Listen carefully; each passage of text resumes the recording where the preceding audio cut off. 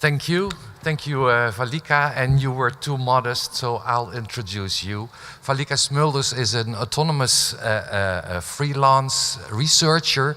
She's doing a great job. She wrote a very interesting, wonderful PhD on the representation of slavery in Curaçao, Suriname, Ghana, and the Cape province of South Africa. Read that book. It's really, really very interesting.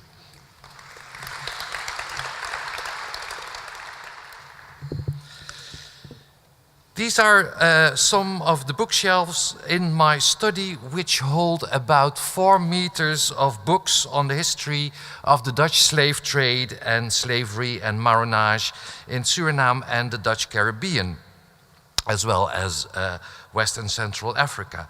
That does not include even the large number of scholarly articles on the same subject I keep in folders and on my computer.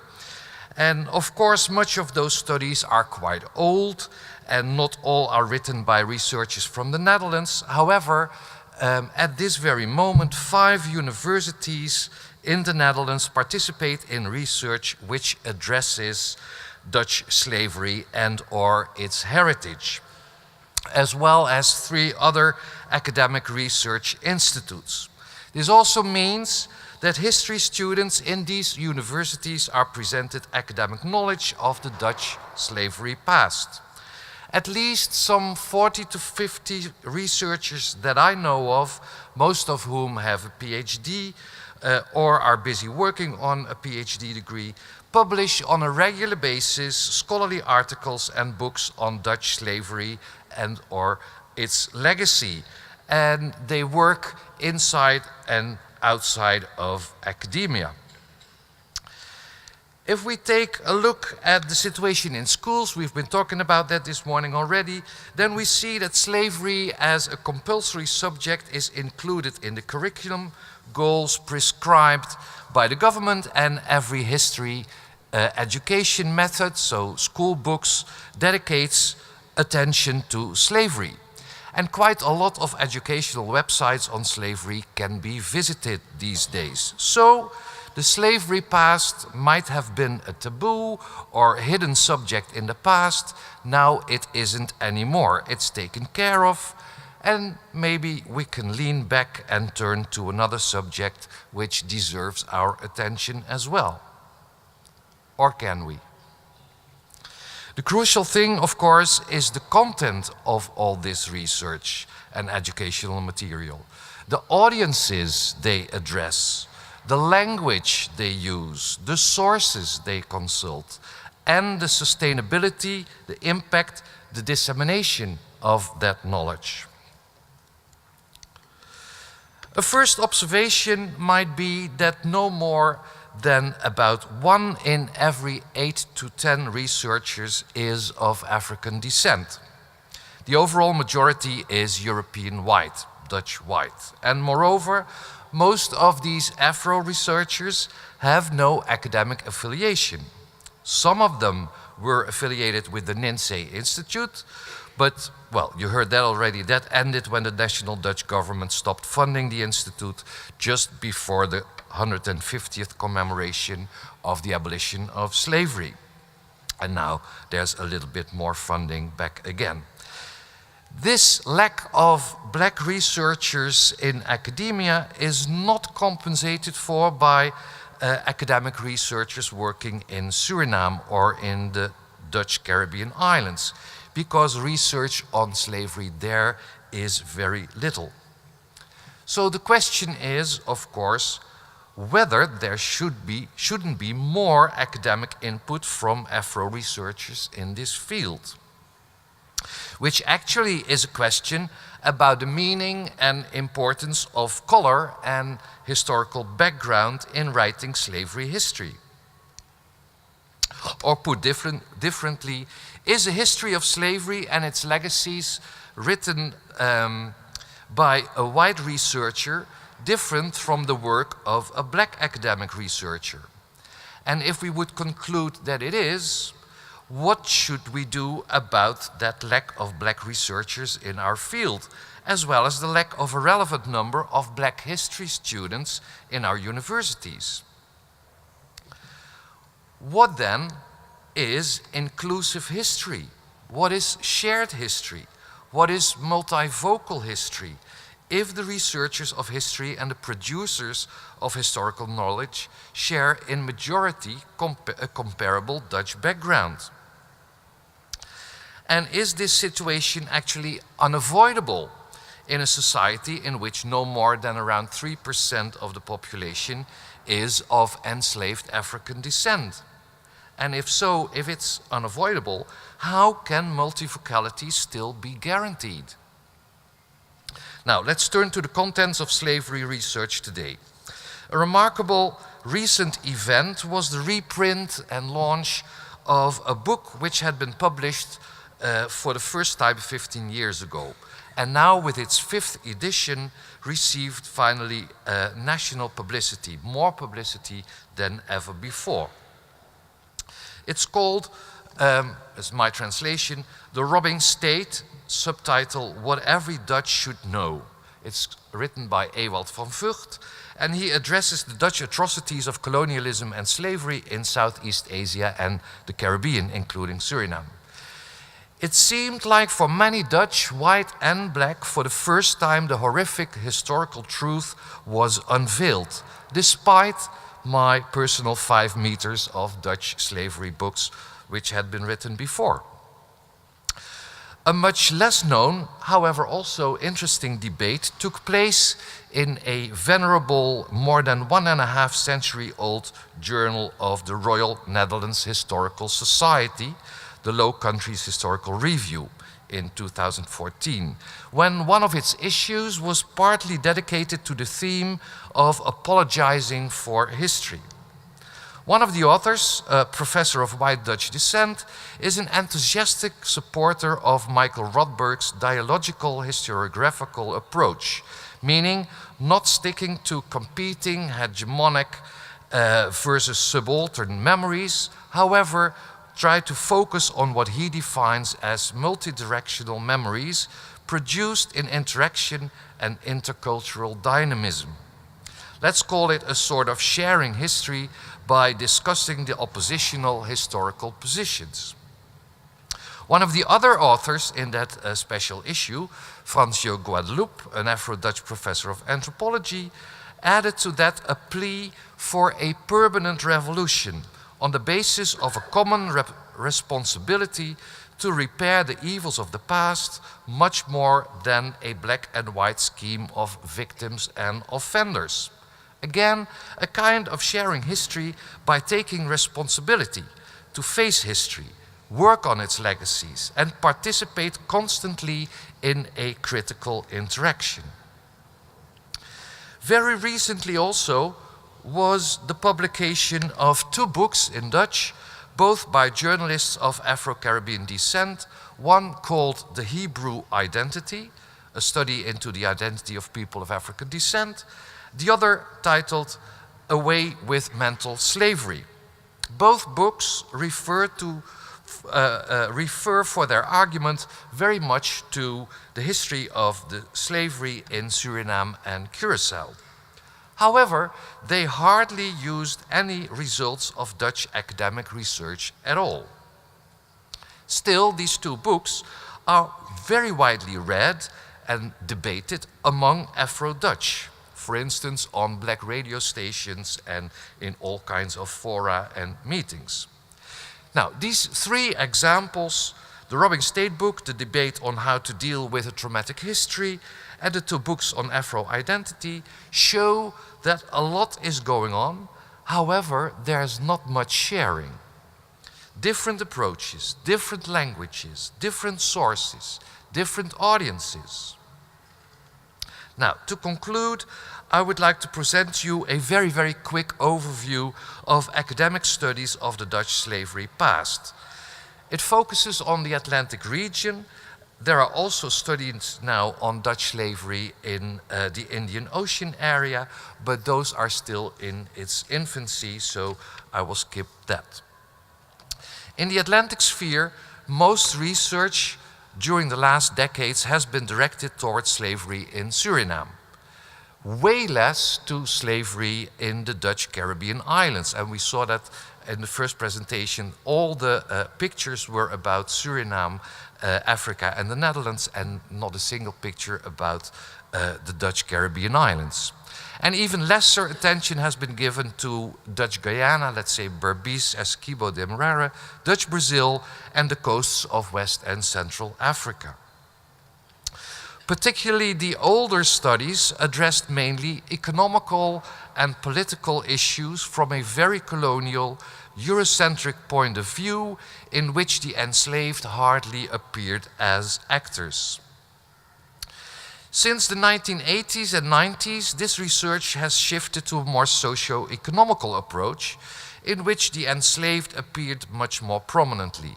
Quite a bit has been written on resistance, on living and labor conditions, on women, social relations, and often the plantation as an economic but also a social and cultural space was the framework for that research. Researchers, to a certain extent, became aware of the until then hegemonic Eurocentric approach and at least tried to include some other perspectives as well. Meanwhile, also a lot of cultural historical research had been and has been undertaken, mainly by anthropologists, a different world, and mainly focusing on Maroons. However, it showed, much more than the historical studies, the agency and human and cultural dimensions of the enslaved who escaped slavery. After the turn of the last century, these approaches were continued. However, it seems as if the rise of Atlantic and global studies started to overshadow this research and made economy, politics, and to a certain extent Eurocentrism return back on stage at the cost of the enslaved, their experiences, their history, their legacies. Another side of that coin, of a more systemic and global research, might be research which is focused on computing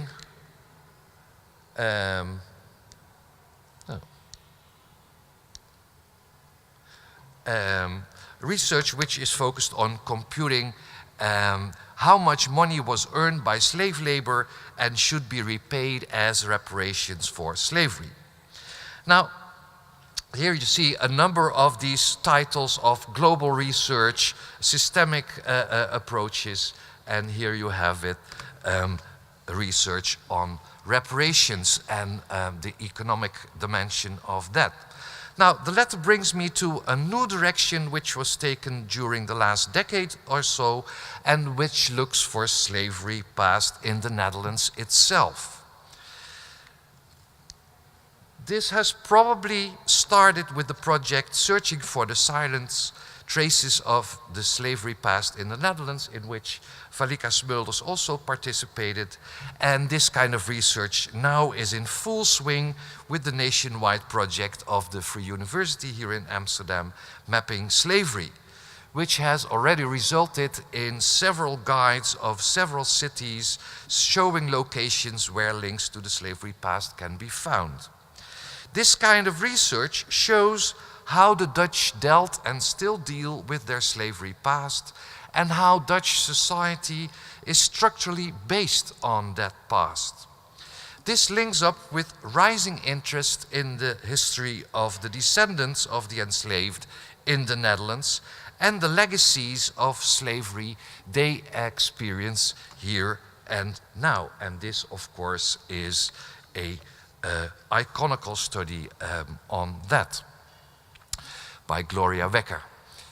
It seems like the slave experience itself has a bit disappeared from the research stage, or maybe even has never been full front on stage at all, which might be the reason that slavery's legacies in the former colonies, as well as in this society, are research-wise still in their infancy. And the latter has consequences for public history on slavery. So far, there have been 3 documentary series on Dutch television on slavery history. The first one was in the 1980s. Most of us won't have seen it or have forgotten about it. One was in 2003, school television, and the last one was in 2011. They did address the atrocities of slavery, however, they were not free of colonial undertones, to put it that way. All school history books mention Dutch slavery, but in some, slavery in the USA is given as much or even more attention than Dutch slavery, which is, of course, a distraction from one's own history. And a recent survey has shown that in the 4 most popular history methods in the Netherlands, during the last years, the relative number of pages dedicated to Dutch slavery has decreased, not increased, but decreased, the percentage of pages, which also goes for the multi-perspectivity and the number of slavery-related subjects in those school books. It still is a preliminary survey. However, the first results are no reason to be optimistic. A couple of weeks ago, a new edition was published of one of these popular books, Memo. In its edition of 2 decades ago, it dedicated 5.9% of its pages to slavery. 1 decade ago, in a new edition, this had decreased from almost 6% to 3.9%. And now, in its most recent edition, it turns out this figure has dwindled to no more than 2.3%. 6.5 pages, of which no more than slightly over just 1 page is dedicated to Dutch slavery. It's true, of course, this whole book is about European history, not specifically Dutch history, but still, the students, the pupils are Dutch, and it's presented here in the Netherlands. These books are produced for approximately a 10-year period. What should we do about this trend, this negative trend? Probably the best way to change something is to directly return to history teachers, because other research has shown that there is a world to win. It turned out that in a survey of 16 history teachers, which you see behind me, in secondary education here in Amsterdam, the amount of time dedicated to slavery varied from less than 1 school hour, about 45 minutes, to up to 12 hours dedicated to slavery. Moreover, it turned out that those schools which spent less time on teaching about slavery are much whiter than the others, which indicates that history of slavery is considered to be less meaningful for white students or white youngsters. Another study found that only when this kind of what is called, and the minister used the term as well, what is called sensitive history, isn't every history sensitive, I sometimes think, is presented in project form. When it's presented in project form, youngsters as well as teachers identify much more with history of slavery in this case, and make it part of their historical consciousness. But most of the time, there is no time for this kind of education, the project method. This means that the attitude, the interest, the method of teachers are of crucial importance, but not much tools have been developed so far to support them. In museums, the situation is not much different. They are centers of expertise, they do research, they produce stories, they educate. And this museum, the Tropen Museum, was almost 2 decades ago the first museum in the Netherlands to dedicate at least a small part of its permanent exhibition to the Dutch slavery part and the enslaved experience. In hindsight, a lot can be said about the way it was done then. However, apart from a substantial number of temporary exhibitions in other museums, and apart, of course, from the exhibition, which was in the Ninsee until 2012. This presentation here in the Tropen Museum, and to a lesser extent now in the Rijksmuseum, are the only permanent ones in all of the Netherlands. And now it's going to be refurbished, as we heard. So maybe we all should help them to make the best possible representation for the future. Or, and it's been said before today, or should we forget about the established museums at all and opt for an autonomous slavery museum? That brings me to my final question. What actually is the best way to share the results of all those kinds of research and present this in the most sustainable way to the largest possible audience in order to make it at least a shared dialogue? Thank you. Thank you.